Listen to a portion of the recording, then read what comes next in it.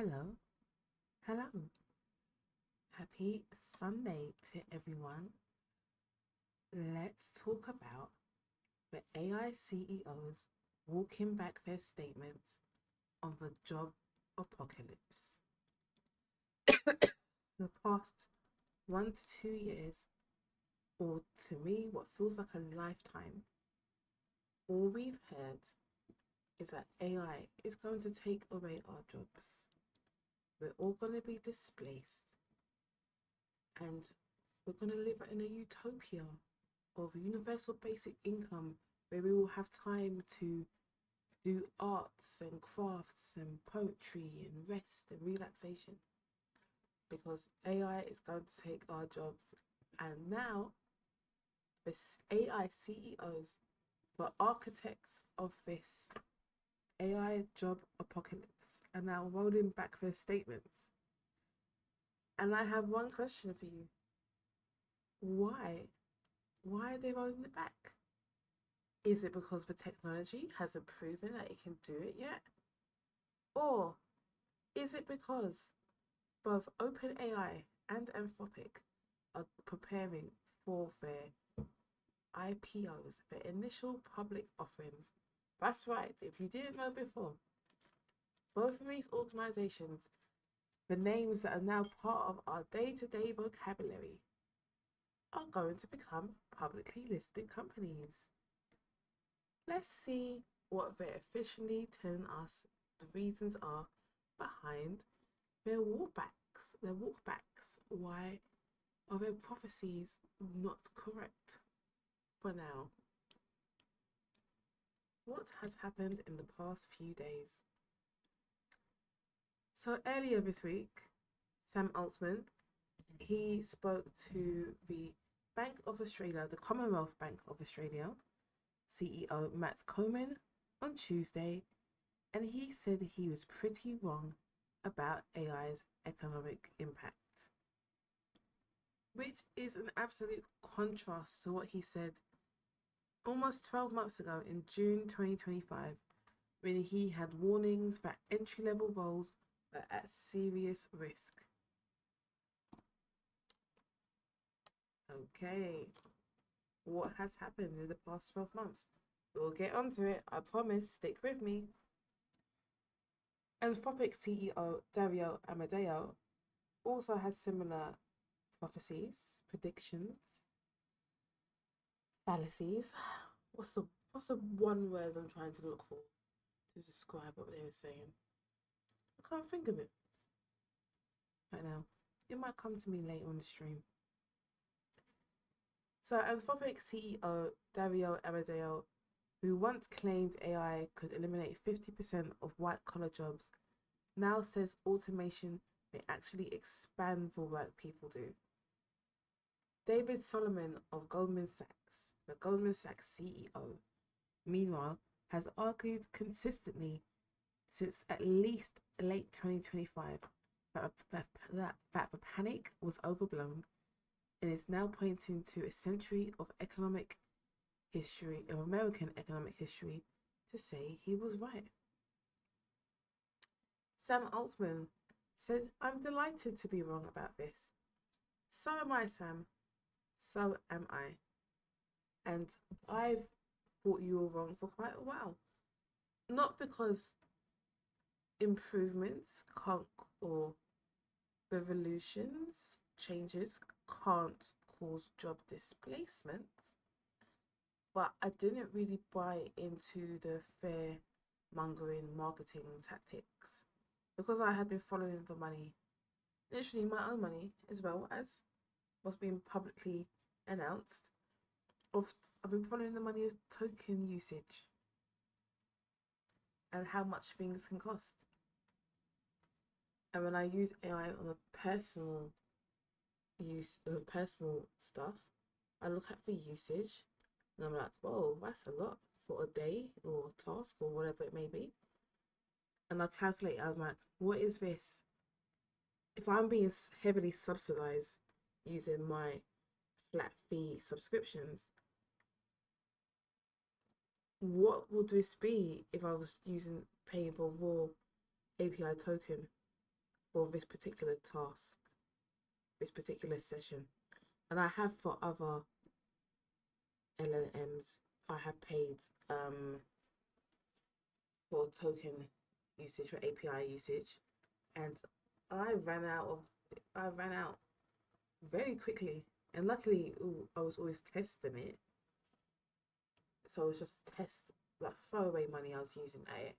And I'm not exaggerating. I could rack that. I could make use of all of that in less than 30 minutes. But I was putting like coffee money worth onto it just to test it and just to get a baseline understanding of how much usage I could get out of things. And it would be a lot, and that money would be gone very quickly. So because I was following my own internal usage of tools and seeing how it could escalate and multiply and compound in organizations, I was like, this is a lot of money that's being spent on AI currently, and right now it's not sustainable.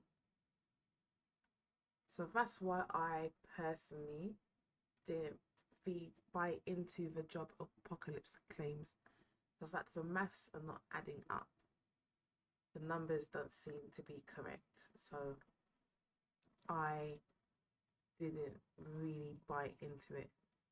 Don't get me wrong, I fully understand that there have been job losses recently, but I didn't think that they were the official reasons that we were given for a lot of these redundancies and layoffs, that we're letting people go because of AI. I never really bought it because I was following the money, and I was like, you want to increase your capex, your capital expenditure, so you think that by getting rid of human workers that will help, because borrowing has dried up. It's not as cheap to borrow money anymore as it once was, and private credit's going through their own situation, which we will not be discussing during this stream, because that is a rabbit hole that just goes over my head at the moment. Anyway, I haven't spent enough time looking into that, but I've been following the money. That's all I'm saying, which has made me more not comfortable, less scared, and haven't been buying into this whole job apocalypse that the AI CEOs have been spewing at us for what feels like a lifetime now. It's probably been about 2 years. So Sam told the Commonwealth Bank of Australia CEO that he's delighted to be wrong about this. So am I, so am I, so am I. And I'll tell you what, I'll give him his props right now. It takes a lot of effort to publicly admit you're wrong about something. Not everyone can do that. And there's a lot of eyes on Sam Altman. And he didn't try and sugarcoat it. He did to an extent by saying, I'm delighted to be wrong about it. But he didn't sugarcoat it by using terminologies, by not being direct and saying, I'm wrong about this. He said, I'm wrong about it. And it takes a big person to publicly admit they're wrong. So I'll give him his props for that. He said, I thought there would have been more impact on entry-level white-collar jobs being eliminated by now than has actually happened.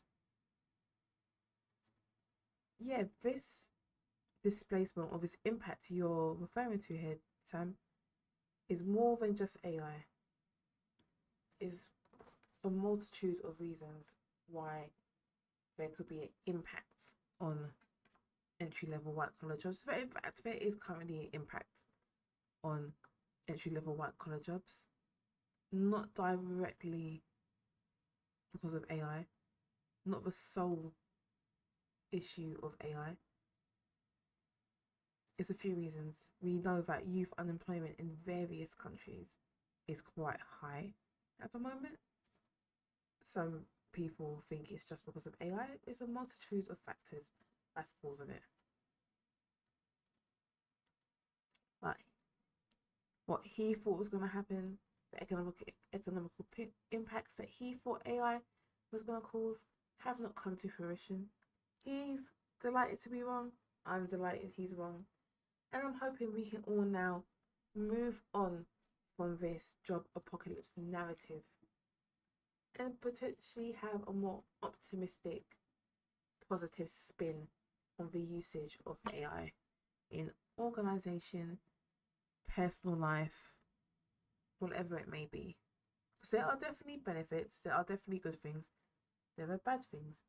But for having the narrative so far only being on job displacement instead of job training or upskilling has done more bad than good, in my opinion anyway. Altman added that he's taken a lot of flack for his hype. Better to be safe than sorry. People are like, oh, you could have saved the world. A lot of fear-mongering and a lot of doom and gloom. But at the time I was like, I see the real risk. We should probably talk about it. And it's still May. Yes, there is a real risk. Completely agree. But how you approached that risk was by scaring people with a lot of doom and gloom. You could have approached it differently. And I know why you probably approached it with fair tactics.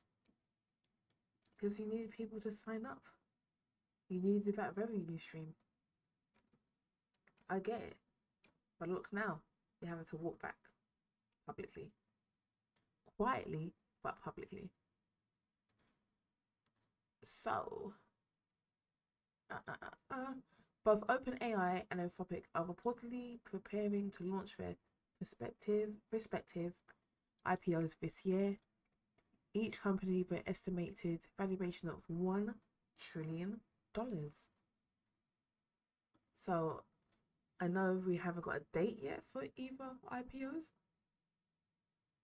And if you're not aware of what an IPO is, both OpenAI and Anthropic are actively preparing to become publicly listed companies. So they're humans, bots, AI agents. Sometime in the near future, all of us will be able to become OpenAI and Anthropic shareholders. So if that interests you, definitely keep an eye on it. So the target timeline for OpenAI is Q4 of 2026. Bear in mind, we are already halfway through Q2 of 2026, which is why the language might be changing a little bit. No longer we have fear of job displacement, so you need to come and sign up for us to keep your business going, and more slight pivoting with the language, because they're preparing to go public, which means they're slightly more accountable for their numbers. And we're definitely going to look more into numbers later. Two reversals and a vindication. For the Open CEO, his comments walk back his prophecy on AI's impact on labour. A year ago, he told his brother Jack on the Uncapped podcast, a lot of jobs will go away. We have been really good at figuring out new things. I am not a believer that ever runs out. Now, I haven't listened to his podcast, so I don't know if he elaborated on what the other things that we can do, what other things once our jobs have been displaced, what are the other things we could do to have a regular income or to spend our time with, apart from what I've heard about. arts and crafts and poetry, which I like all of those things. Didn't like the way that they had portrayed him. Maybe in the podcast he did elaborate a little bit more on the figuring out the new things to do. It would have been great if he had spent more time conveying them more publicly, not just doom and gloom, but more let's figure out new things to do together as a collective. That would have been great. Now he says the displacement he feared simply hasn't materialized, and the personal experiment reinforced it. This experiment to me is hilarious. Let's talk about this. Let's talk about this experiment that he ran. He tried delegating his Slack and email responses to AI. Now you have to remember that he will have access to a much better model than you and I. I am sure the model that he is using is far superior or definitely improved from the public models that we have access to. He tried delegating his Slack and email responses to AI, then began responding to come again manually. So he stopped using AI to do his Slack and email responses, and just like many of us, started doing it manually instead. And why is that? Because we need human interaction. We really do care about our human interactions with people, he said. This thing is not something that I can imagine myself outsourcing to an AI anytime soon. It really updated me to thinking that the jobs picture is very likely different than what we thought. Oh, it's human interaction that's making him walk back the claims. That's interesting.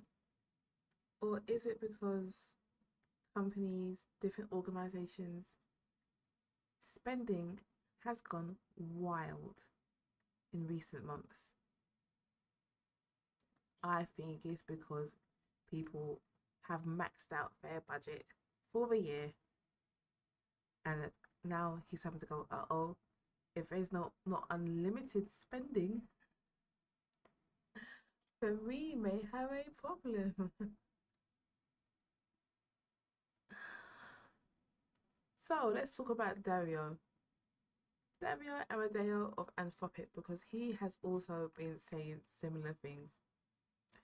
Amodei's evolution has been similarly dramatic. While he previously claimed AI could wipe out 50% of white-collar jobs, he's now reframed automation earlier this month, but not as a destroyer of jobs, but as a multiplier of output. We're going to 10x our productivity. We're going to be 10x engineers, 100x engineers. Dario has changed his opinion. Fine, fair enough. If you automate 90% of a job, then everyone does 10% of a job, he said, offering a prediction similar to those made by economists Alex Imas and Tyler Cohen. And the 10% kind of expands to be 100% of what people do, and kind of 10 times their productivity. So Dario's gone from our tool is going to put you out of a job to, oh no, the tool is just going to make you more productive, but you'll still be employed. It's interesting, because I'll tell you what, in my opinion, Dario's rhetoric has been worse than Sam's. He has been using fear-mongering as a marketing campaign for a while now. Even the mythos announcements was fear-mongering to the max. I'm not saying he was wrong to do all of it. I'm saying there was a different approach that could have been taken to do it. And Homeboy definitely was out there trying to scare all of us. And it worked because Anthropic, they're getting a lot of enterprise usage, which we'll talk about a bit more later. So David Solomon, the Goldman Sachs CEO, meanwhile, didn't need to change his position because he never held the apocalyptic one. In a recent New York Times op-ed, he offered the same argument he has made since at least late 2025, that American history offers a clear rebuttal to the AI job panic, drawing a straight line from the electrification of the 1900s to the digital revolution of the 1990s to today. The United States has a long track record of creating new jobs in response to disruption. I don't see any reason to think the dynamic will stop now. I'm not in the United States, but I agree with that comment, not from a geography point of view, but that jobs have always been created during disruption. So what makes this time any different?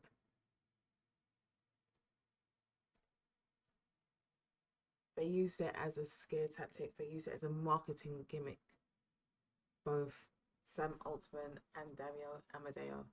And now the numbers are coming back to show them that their scare tactics were only a temporary solution, not a long-term solution. And perhaps they use it just to drum up attention to their tools, attention to their services to get numbers up. But they could have gone down a different approach to do it.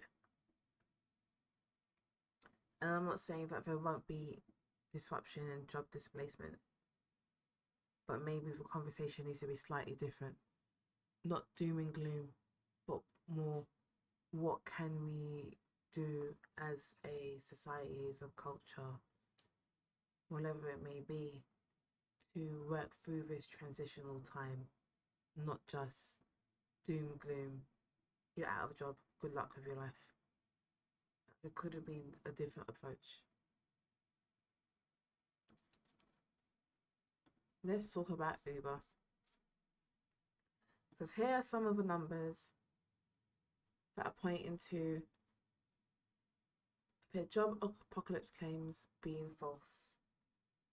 And to remind us all that there isn't an unlimited amount of money that organizations and companies and individuals can spend on AI tools.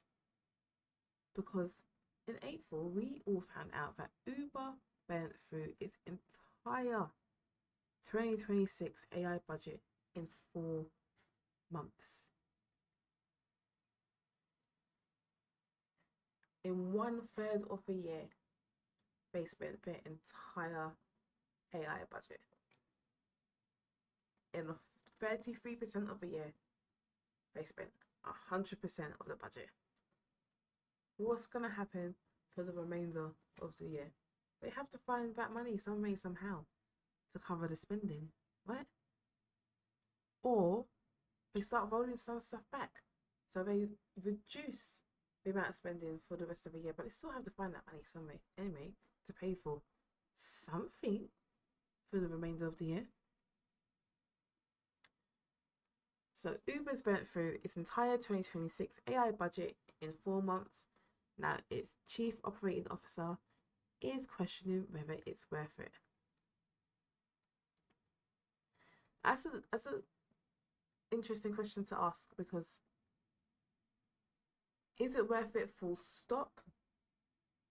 Yes and no. It's nuanced. It was probably worth spending part of it, maybe not all of it. But clickbait title, I clicked, I took the bait. Let's read the article. Uber's business model is one of the most AI forward in Silicon Valley. AI decides your your ride price, optimizes your route, among other predictive features. But even with these advanced features, an Uber executive is sounding the alarm on the rideshare company's AI spending. Yeah, we keep seeing those numbers and going, oh my lord, what is happening? In a recent interview on the Rapid Response podcast, Uber president and chief operating officer Andrew McDonald says it's hard to draw a connection between the company's rising use of Claude Code and innovations meant to serve customers or consumers. The link is not there yet, he said. Maybe implicitly there's more that is getting shipped, but it's very hard to draw a line between one of those stats and, okay, we're actually producing like 25% more useful consumer features. Okay, so my question to you, Andrew, is what were the expectations when you decided to increase your usage of Claude Code and its innovations? Because it's easy to walk back something and say, I can't see the connection, I can't see the line. I would love to understand what your expectations were first when you introduced this. Because I feel like I'm missing something here. What were you hoping to get out? Were you hoping to, I don't know, 10x customer features? What features, or consumer features, I keep saying customer, consumer features. What were these features you were hoping to get out? What were the expectations? I would like to know. Because without understanding the expectations, so we can fully understand the pitfalls and why Andrew's saying that isn't a link or it isn't a connection, it's a bit too binary. When I know for sure it's much more nuanced than these quotes are implying. But it's an article, we need to keep it short, succinct, and clickbaity. So I understand. But from my point of view, I would like to understand more of the expectations. Back to the article. The comments follow reports that the firm has already burnt through its entire 2026 AI coding tools budget in just 4 months after incentivizing employees to adopt the technology through an internal leaderboard, ranking teams by total AI usage. I am not a fan of this AI leaderboard stuff that's going on in different organizations. I understand that people want to gamify productivity and token maxing is a thing. I get it. But this is exactly how you rack up bills. Because you are encouraging everyone to spend like there's no tomorrow. And you want to gamify the spending, and you want to, I think some organizations, I can't remember which ones off the top of my head, have said that if you do not increase your AI usage, then you may be on the line for job losses. There's been crazy narratives that are being spun. But look what happens. You run up a fat bill, and the bill always comes. Who's going to pay for it? Who's going to pay for it? And if an organization then has to start making redundancies or layoffs based on reckless things such as encouraging unlimited spending and token maxing, what is the accountability and who's ultimately going to be suffering? The individual who did what you told them to do. Anywho, let me get off my soapbox. Uber isn't the only company facing this issue. Microsoft earlier this month reportedly began cancelling most of its direct Claude Code licenses. So Microsoft's not saying no to Claude, just to be clear. It's just that the internal licenses they had bought to make use of Claude Code, they're now cancelling them because of money. Because of money. I know that cost per token is decreasing, which is great, but cost per task is increasing. So you might use more tokens for a task.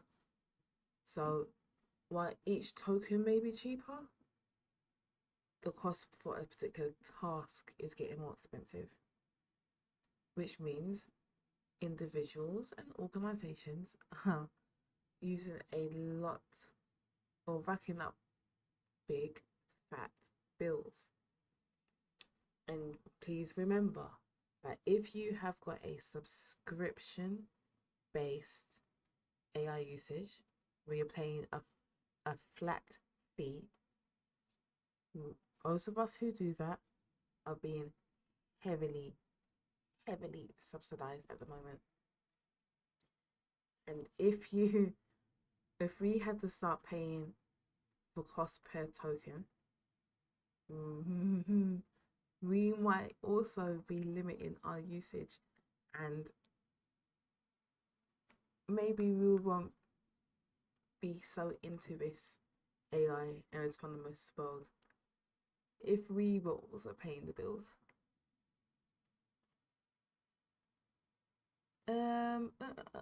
So yes, Microsoft is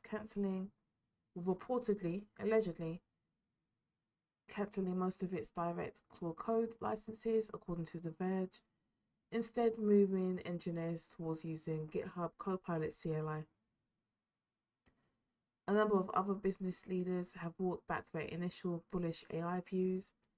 Duolingo CEO Louis von Ahn last year reversed his outlook on AI, saying he doesn't see the tech replacing the tasks his employees perform.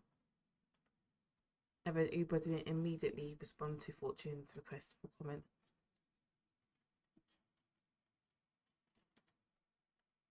So this is a great question. Can firms justify their AI spending? Currently, no. Not if they're blowing through a whole annual budget in 4 months. Currently, no, they can't justify it. Maybe they can in the future. But the approach so far hasn't been working. So let's look into Microsoft and reports of them cancelling their Claude Code licenses, their internal Claude Code licenses. If you are a Microsoft customer using Claude Code via Foundry, you still have access. It's just internal. They're cancelling their licenses. And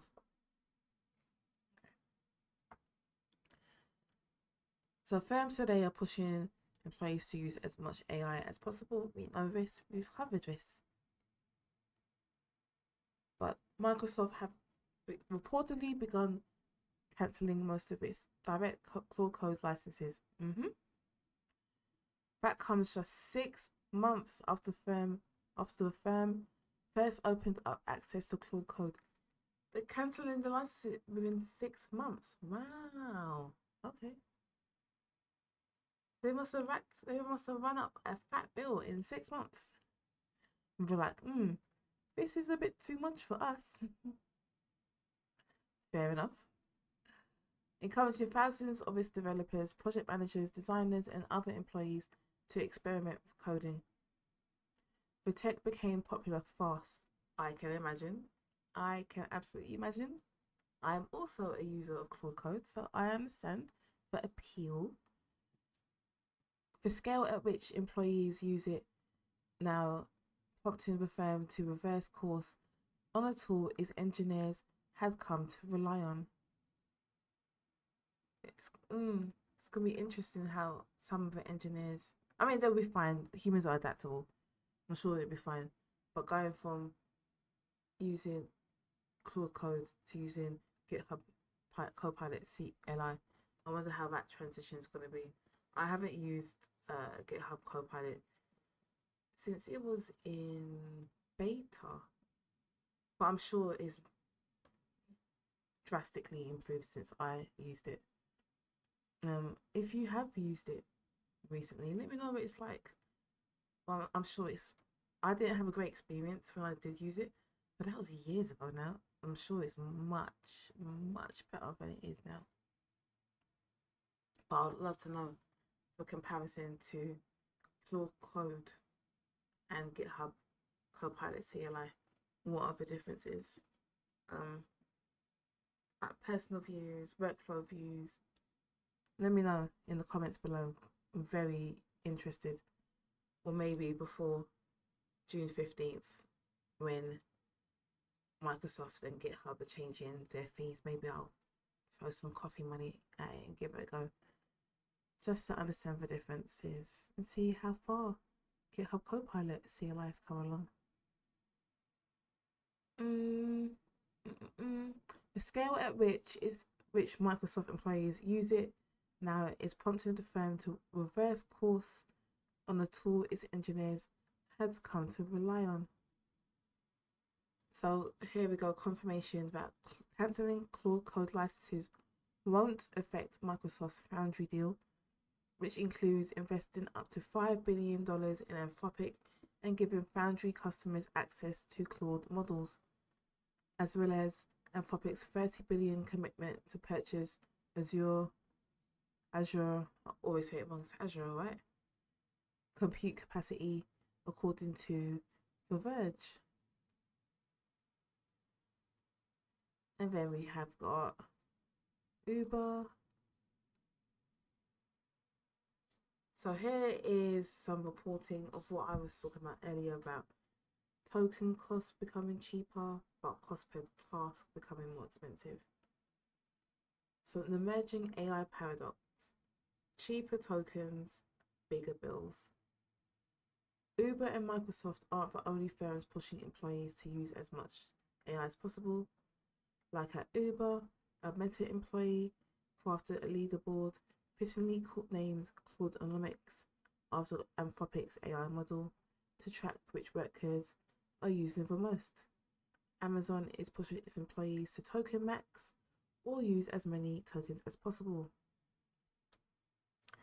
What happens when you are actively encouraged to spend? You're going to spend, are you not? Some companies allegedly have said that token usage is in correlation to an employee's job security. So there you go. We start running up that token expenditure, and now months later you have to roll it back because the bill has come.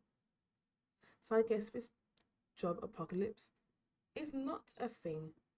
It's not happening because enterprise organizations cannot afford to be spending so much on AI, because this AI usage is far exceeding the cost of having an employee. I'm not saying there can't be a balance. What I'm saying is we need to find that balance. We need to find that balance of having both people and also having AI usage, unfold innovation, balanced innovation, balanced innovation. Okay. So I'm laughing because something in the background just made me giggle. I'm not laughing because of the article. So, no, where did I go to? Yes, Microsoft. This is why I want to click on to the Gartner report.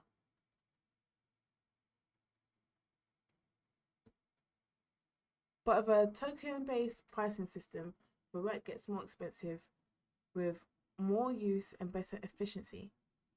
Goldman Sachs recently forecasted that agentic AI could drive a 24-fold increase in token consumption by 2030 as consumers and enterprises adopt AI agents, reaching a staggering 120 quadrillion tokens per month.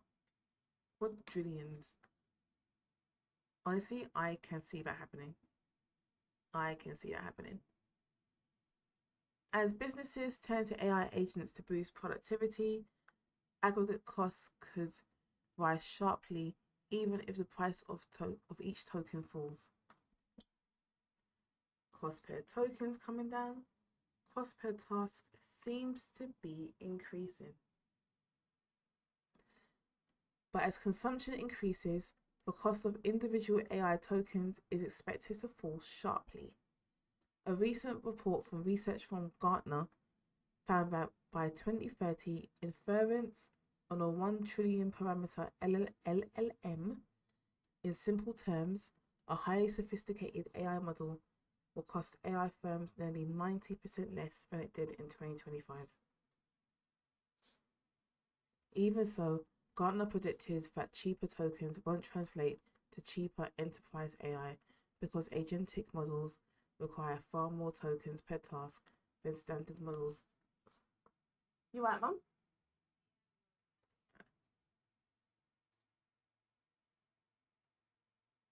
Where did I get to? We'll start that sentence again. Even so, Gartner predicted that cheaper tokens won't translate to cheaper enterprise AI because agentic models require far more tokens per task than standard models. Increased consumption can outpace falling unit costs, and AI providers won't fully pass lower costs to consumers. In turn, inference costs are likely to push higher.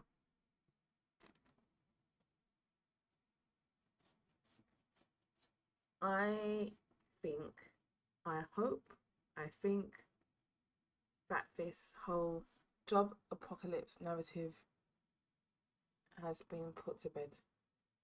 I hope we are finally at the end of a AI job apocalypse narrative. And I hope that the tech bros, the AI CEOs are going to pivot, and when I say tech bros, tech executives are going to pivot away from fear-mongering and moving on to a different marketing approach. I hope that the numbers have been enough for them to be like, hey, we need to course correct in our marketing and stop with the fear-mongering. I really do hope this. Let's take a look at this Gartner study in a little bit more detail, shall we? So Gartner says autonomous business and AI layoffs may create budget room, but do not deliver returns. What? Everyone wants a return on their investment.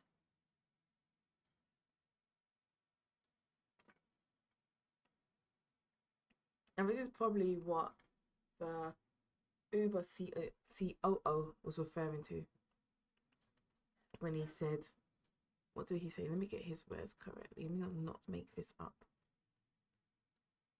He said, there isn't a link here. Perhaps this is what he's talking about.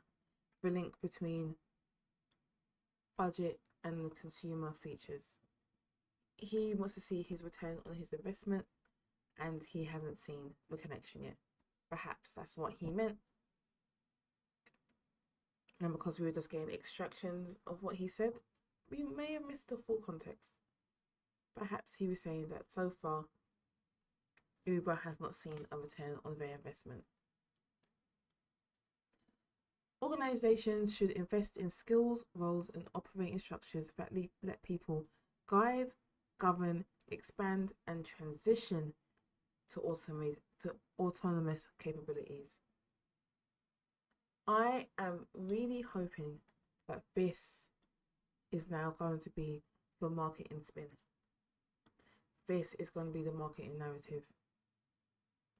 How can people upskill, transition, pivot, and stay continuously employed and expand their knowledge, their remit, and not be placed in the box of only doing this and that ceiling coming down with them and making it lower and lower and lower. I am truly hoping that the marketing narrative behind this whole AI revolution, or whatever it may be called, this disruption, is now being moved onto guidance, governance, expansion, transition. No more job displacement. I truly, truly hope this is where we are going to now. So Gartner found that among organizations piloting or deploying autonomous business capabilities, approximately 80% of recent workforce reductions, according to a survey by Gartner Inc., a business and technologies insight company.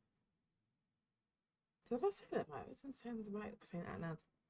Among organizations piloting or deploying autonomous business capabilities, approximately 80% report workforce reductions, according to a survey by Gartner Inc., a business and technology insights company.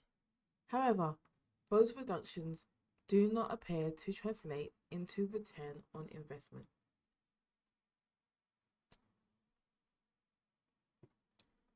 Please, please, please, I implore, I ask, we change the marketing spin from AI is going to take your job to let's all work together to continue having people employed and making use of these new tools.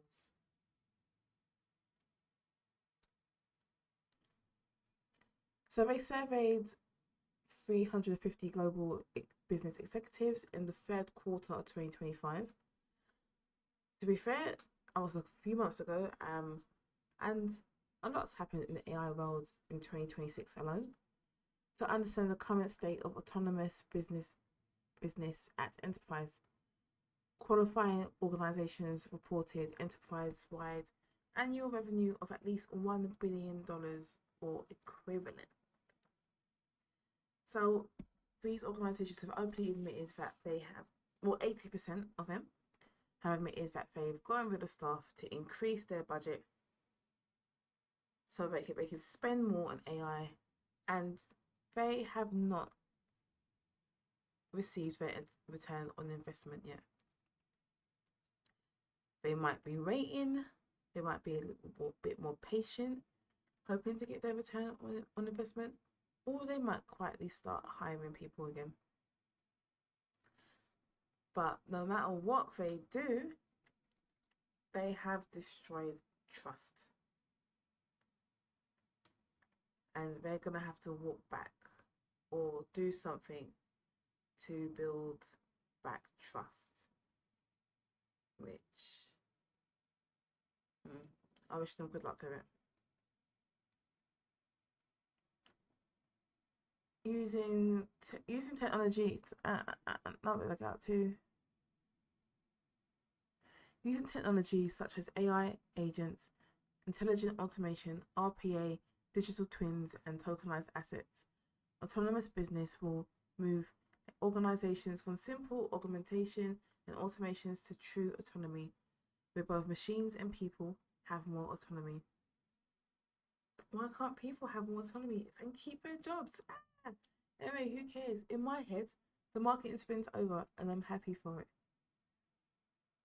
But this is why I think the marketing spin's changing. All the CEOs are walking back their previous statements because people are not getting, or organizations are not getting their return on investment.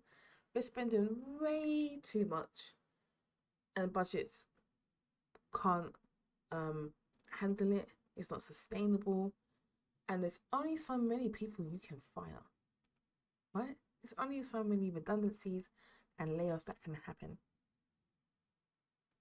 So it's not that the technology isn't necessarily there, it's the money.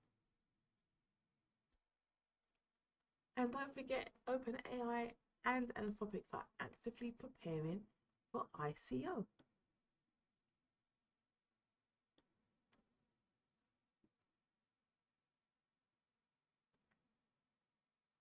Okay. So Yale, the university, the big university in the United States, their budget lab, they created a report called AI is probably not yet in brackets, the reason for labour marketing weakening. And every time I hear an announcement of redundancies or layoffs, and the reason that's being cited is AI, I've been so skeptical each and every time. So I'm like, AI is not the reason. Well, it's an easy narrative because it is so heavily talked about. But AI itself is not the reason. Always follow the money. Always follow the money. Follow the money, follow the data.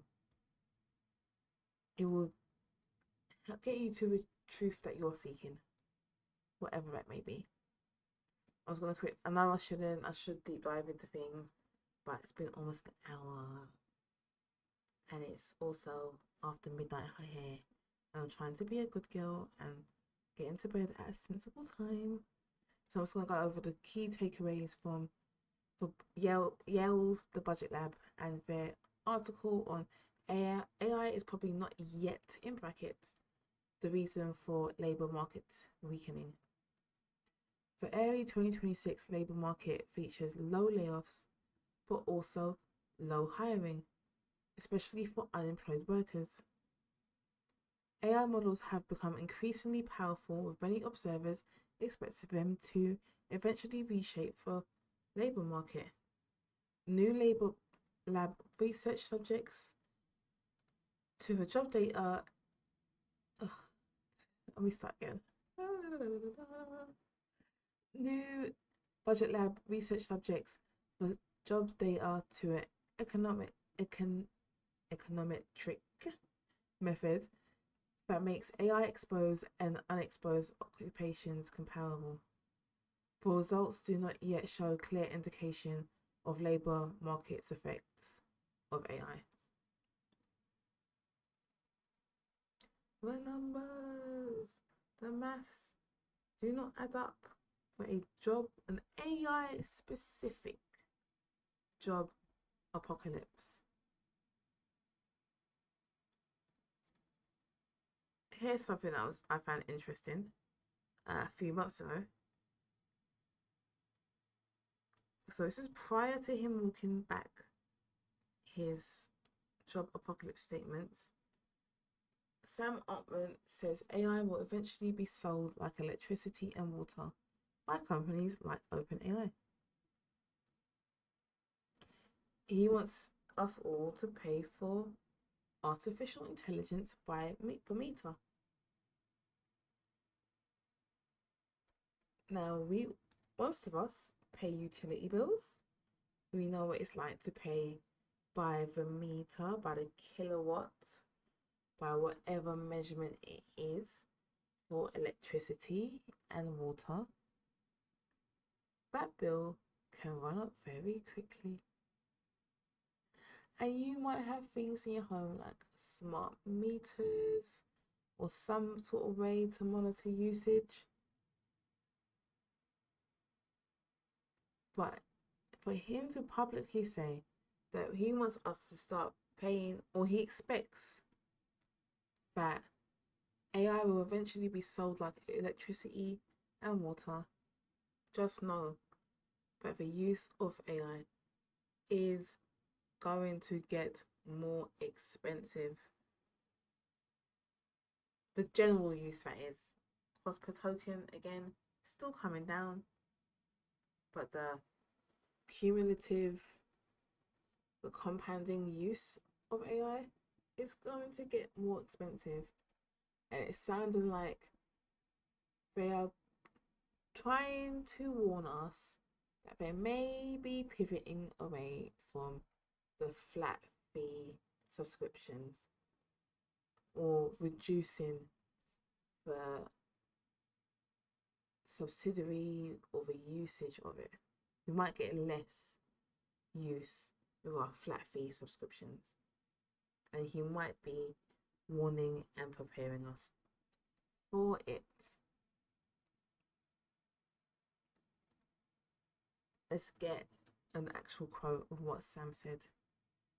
Fundamentally, our business and I think the business of every other model provider is going to look like selling tokens. Yep.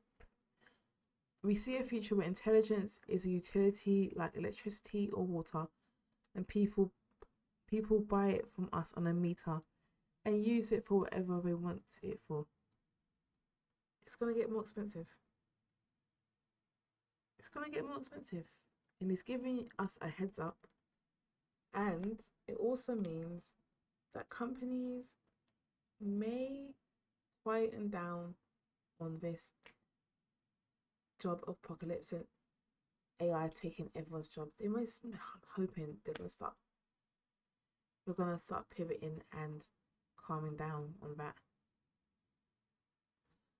I really do. I think we may be safe for this job apocalypse. AI specific job apocalypse for now.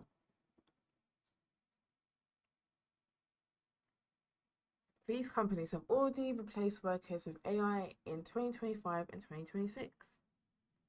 So, who are these companies? Do we know? We got Google, Microsoft, Salesforce, Atlassian, Cloudflare, Meta, Amazon, IKEA, Dukan. It's a Bangalore-based e-commerce company. Best Buy, Check, never heard of them. Duolingo, Turnitin, Fiverr, Indeed, Glassdoor, Angie, UPS, WiseTech, General Motors, Klarna, Block, Intuit, Blue Focus, MSN, Pinterest. So far in 2025 and 2026, there has been a lot of companies that have started replacing employees with AI, and I'm wondering now how many of them are going to secretly start hiring people back. Very curious how many may be secretly hiring employees back or new employees, and what does that mean? And are they going to start employing new people at lower salaries? I wonder what the next steps for these organizations are. So some other things that make me think that we are done with this for now, at the very least, this narrative of AI is going to displace us all. Because in different countries, there's been court rulings and legal battles, man.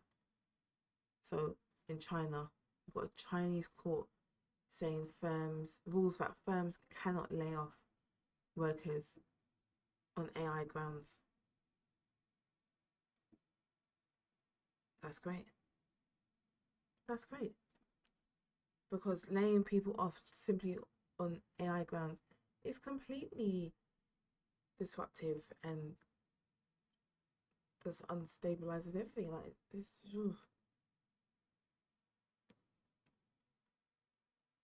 there are other ways around things. So you've got a Chinese court ruling.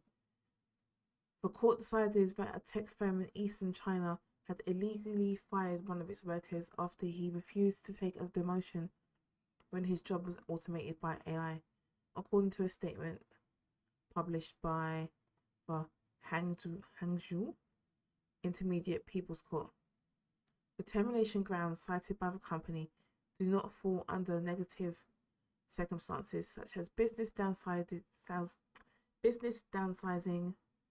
or operational difficulties, nor did they meet the legal condition that made it impossible to continue the employment contract, the court said in an article dated April 26. So in China, there's been court rulings that companies, organizations cannot fire people off the grounds of AI displacement. Just AI is automated your job, so we can't fire you. I personally think that's good news. Personally, in India, what's happening in India? After 2.5 lakh, I hope I'm pronouncing it right. If I'm not, if someone could phonetically type it in the chat or in the comments afterwards, that'd be great. After 2.5 lakh people lost their jobs, Sam Altman and others now stop hyping AI. I think we're walking it back. I really do, and I'm so glad for it. And even on Dev2, if you agree with this stance and you have an account, definitely log in and give this person, Jonathan Murray, some type of emotional reaction. If Microsoft and Uber can't afford AI coding, what chance do the rest of us have? So this was published on May 25th. 2 stories landed in the same news cycle. Microsoft cancelled most internal Claude code licenses. We're all migrating to GitHub Copilot by June 30th. According to this Dev.2 article post. Reporting is consistent on why usage exploded. The bills got indefensible. If a company that owns Azure and is one of Anthropic's biggest partners decided it was cheaper to migrate thousands of engineers than keep paying by the meter.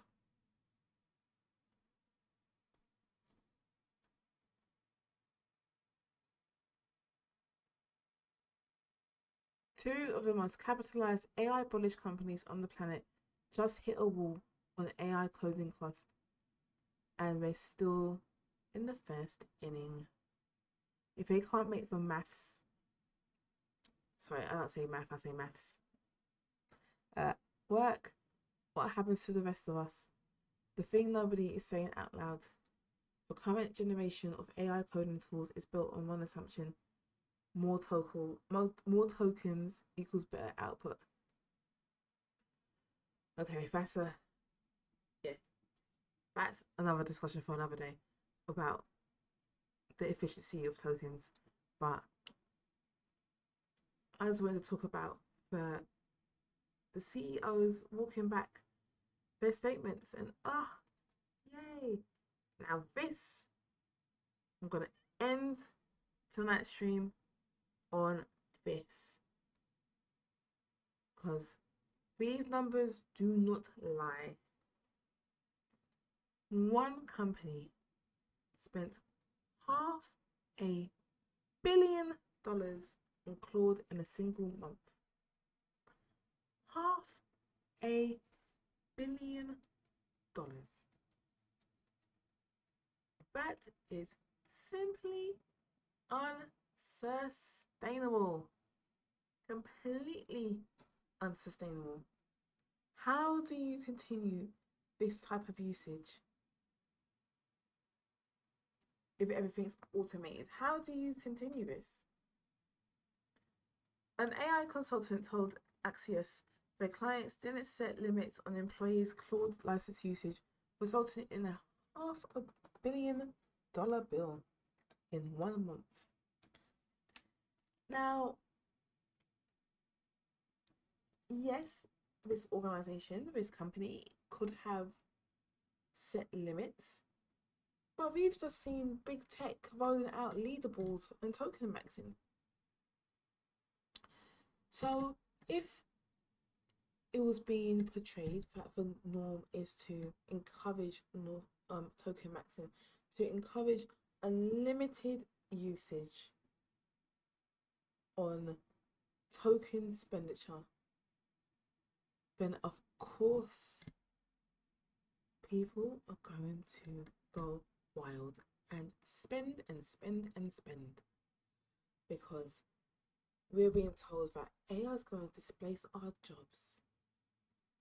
Hurry up and use all those tokens, because some of your jobs may be reliant. If you're not using enough tokens, you might be next in line to be laid off. And companies might be seeing this and seeing that number go up on people's shares and their stock prices, because they're making layoffs, because they are using AI. And what happens? Someone runs up a $500 million bill in 1 single month.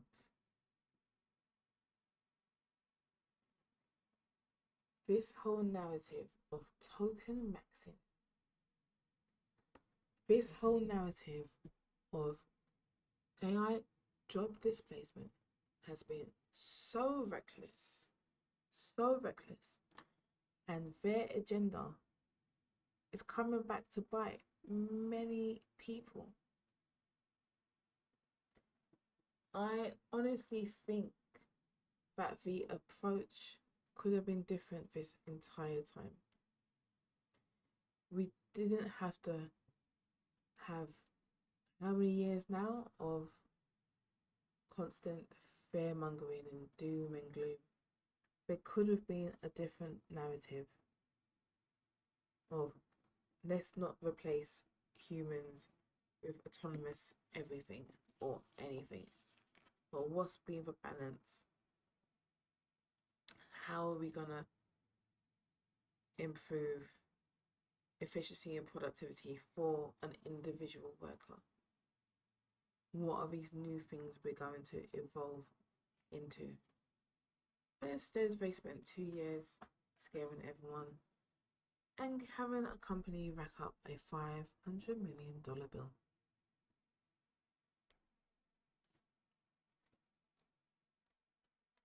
They could have done things differently, and they chose not to.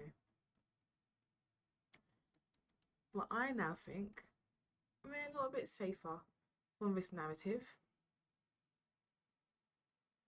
I hope we are anyway.